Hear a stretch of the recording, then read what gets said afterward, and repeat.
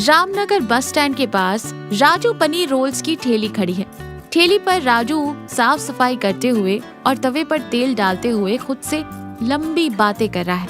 अरे यार, ये गैस का सिलेंडर भी कितनी जल्दी खत्म हो जाता है, और ये सब्जियों के भाव ऐसा लग रहा है जैसे आसमान छू रहे हैं। हे भगवान, कल सुबह से लेकर शाम तक धक्के खाए, इतनी गर्मी में पसीना बहाया, फिर भी बस 2 ही रोल बिके। ऐसे कैसे चलेगा? मेरा वो खुद की एक बढ़िया सी पक्की दुकान खोलने का सपना कब पूरा होगा मालिक? मेरी ये उधारी कैसे चुकेगी? थोड़ा तो रहम कर दे मुझ पर। कम से कम इन गांव वालों को मेरे पनीर रोल का स्वाद तो समझा दे। इतनी मेहनत से बनाता हूँ, कोई कदर ही नहीं है। तभी गांव का सबसे बड़ा कंजूस और किराने की दुकान का मालिक लाला जी हाथ में छाता लिए और बड़बड़ाते हुए वहाँ आता है। अरे ओ राजू, क्या लगा रखा है ये? सुबह सुबह पूरे बस स्टैंड पर ये कैसा धुआं कर दिया तूने? तू सच में पनीर पका रहा है या कोई पुराने ट्रैक्टर के टायर जला रहा है? कल दोपहर को मैंने तेरा वो पनीर रोल खाया था, तब से मेरे पेट में चूहे और बिल्लियां कुश्ती लड़ रहे हैं। अरे पनीर तो ऐसा होना चाहिए जो मुंह में जाते ही मक्खन की तरह पिघल जाए। तेरा पनीर तो रबर की गेंद की तरह मेरे पेट में उछल रहा था। अरे लाला जी, आप भी ना छोटी सी बात का बतंगड़ बना देते हैं। सुबह सुबह गुस्सा थूकिए। वो रबर नहीं था लाला जी, वो शहर के स्टाइल का मेरा खास स्प्रिंग पनीर था। वैसे कल गांव की उस शादी में आपने जो छक्कर पेल के खाना खाया है ना, उसका सारा इल्जाम अब मेरे बेचारे पनीर रोल पर लगा रहे हो। ये तो गलत बात है। आपकी दुकान में जो मिलावटी तेल मिलता है ना, उससे तो मेरा ये पनीर 100 गुना बढ़िया है लाला जी। तभी गांव की एक होशियार और चुलबुली लड़की पिंकी हाथ में एक फाइल लिए बहुत जल्दबाजी में आती है। लाला जी, आपको सुबह सुबह कोई और काम नहीं है क्या? जब देखो इस बेचारे राजू के मजे लेते रहते हो।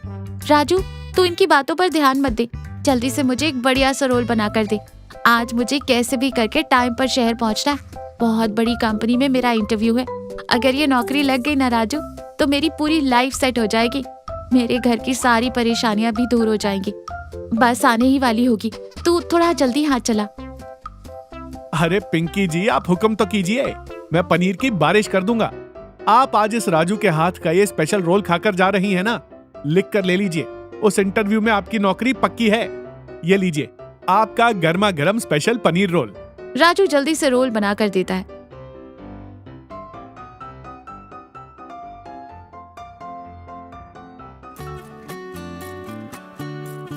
लाला जी मुंह बनाते हुए वहां से चले जाते हैं। पिंकी रोल पकड़कर दौड़ते हुए बस में चढ़ती है। दोपहर का समय, तेज धूप पड़ रही है।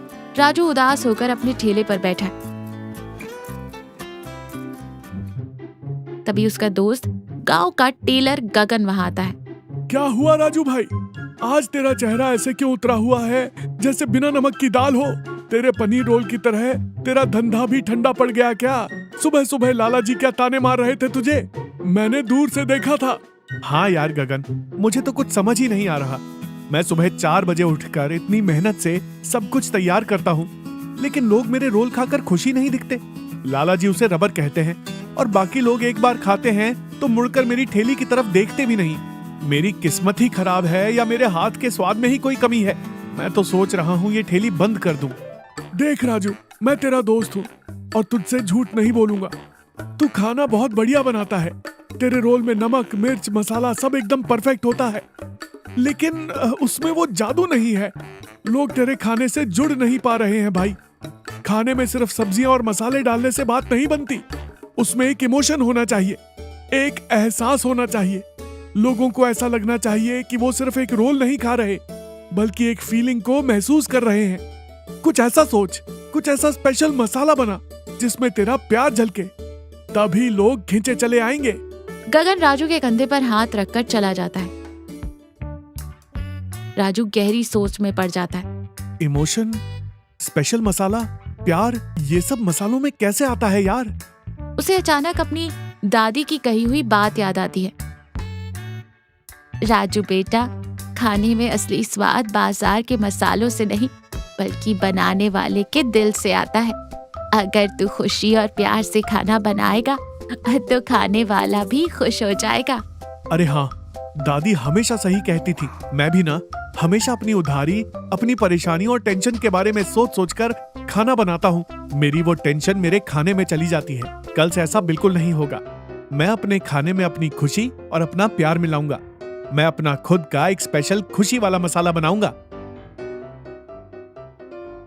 राजू के ठेले पर एक नया बोर्ड टंगा है, राजू का खुशी देने वाला पनीर रोल। राजू के चेहरे पर एक नई मुस्कान और ताजगी है।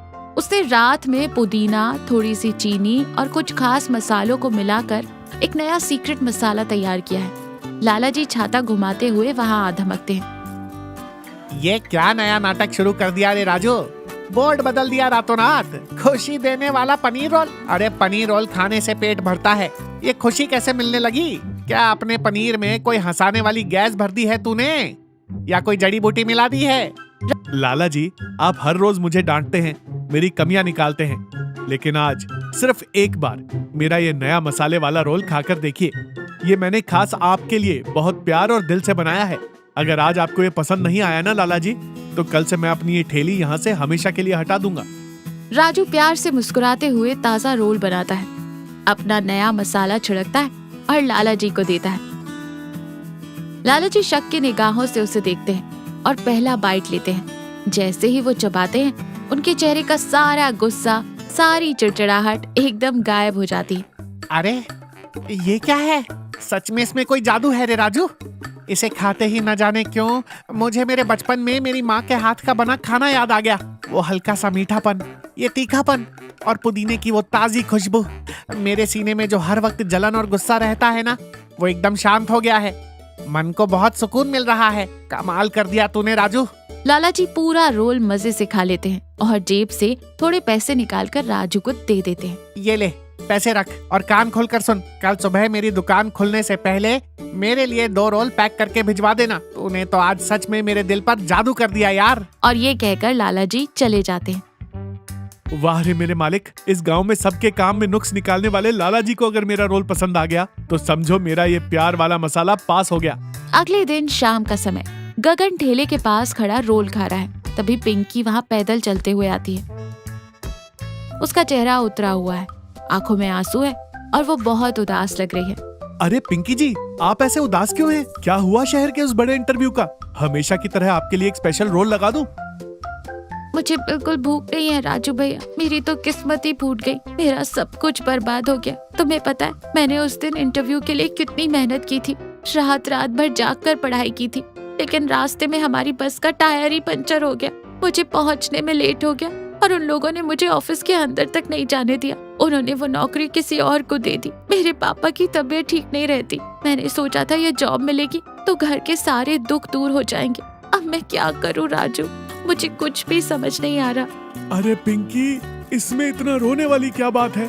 जिंदगी में हार जीत तो चलती रहती है। एक इंटरव्यू छूटा है, कोई और अच्छी कंपनी मिल जाएगी। तू हिम्मत मत हार। गगन बिल्कुल सही कह रहा है पिंकी जी। पहले आप मेरे हाथ का ये पनीर रोल खाइए। मैंने इसमें अपनी सारी खुशी और अपना पूरा विश्वास मिलाकर बनाया है। हो सकता है ये रोल आपकी परेशानी तुरंत खत्म ना करे या आपको शहर वाली वो नौकरी ना दिला पाए, लेकिन ये आपके अंदर एक नई उम्मीद जरूर लाएगा। ये हमारी जिंदगी भी ना पिंकी जी बिल्कुल एक पनीर रोल की तरह होती है। कब कौन सा तीखा मसाला मुंह में आ जाए, कब कौन सी मुसीबत आ जाए, किसी को नहीं पता होता। लेकिन अगर मिर्च लग जाए तो क्या हम खाना छोड़ देते हैं? आप तो इतनी बहादुर लड़की हैं। इस छोटी सी हार से ऐसे टूट गई तो कैसे चलेगा? कल सुबह फिर से उस कंपनी में जाइए, उन साहब से मिलिए, उन्हें अपनी परेशानी समझाइए। वो भी इंसान है, आपकी मेहनत जरूर समझेंगे। लीजिए, इसे खाइए। राजू बहुत प्यार से रोल बनाकर पिंकी को देता है। पिंकी धीरे धीरे खाती है। राजू की बातें और उस खाने के स्वाद से पिंकी को हौसला मिलता है। उसके आंसू रुक जाते हैं और चेहरे पर एक हल्की सी मुस्कान आ जाती है। राजू, तुम्हारे इस रोल में सच में कोई बहुत बड़ा जादू है। मेरा मन अब बहुत हल्का और शांत लग रहा है। तुमने बिल्कुल सही कहा राजू। मेरे ऐसे रोने और हार मान लेने से कुछ नहीं बदलने वाला। मैं हिम्मत नहीं हारूंगी।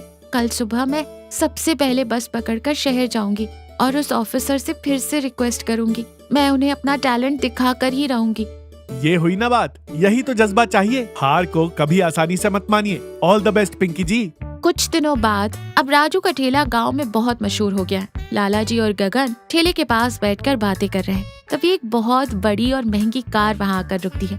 उसमें से शहर का एक बड़ा बिजनेसमैन शर्मा बहुत शान से बाहर निकलता है। क्या तुम ही हो राजू?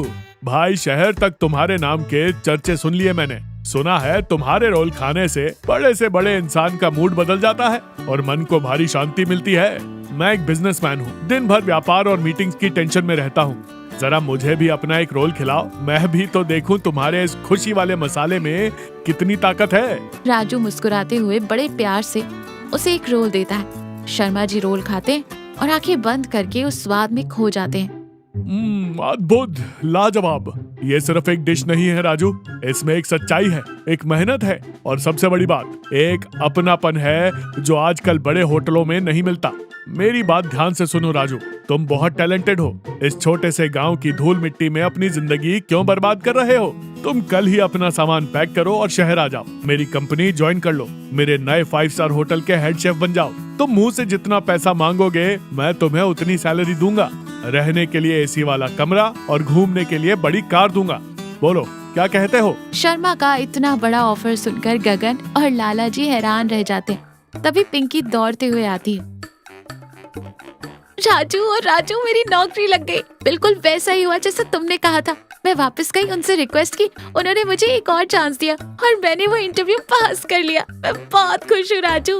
अरे वाह पिंकी जी, देखा मैंने कहा था ना, आपकी अपनी हिम्मत और जज्बे ने ही आपको जीत दिलाई है। बहुत बहुत बधाई हो। वो सब तो ठीक है राजू, पर मेरे उस ऑफर का क्या सोचा तुमने? कल मैं अपनी गाड़ी भिजवा दूं तुम्हें लेने के लिए। शहर चल रहे हो ना मेरे साथ?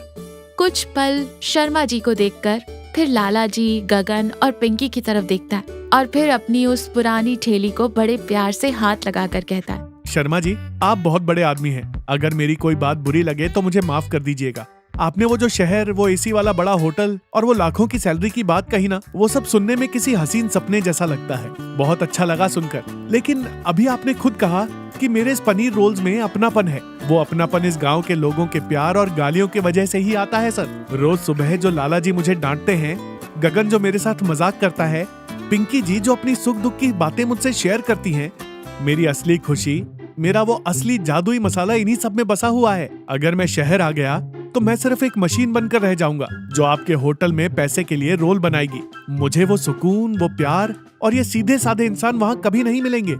मेरी इस छोटी सी ठेली पर जो शांति और आजादी है वो आपकी उस बड़ी कंपनी में नहीं है सर। राजू की ये बातें सुनकर लाला जी की आंखें भर आती है। गगन बहुत गर्व से राजू की तरफ देखकर कहता है, तुमने बहुत गहरी बात कह दी राजू।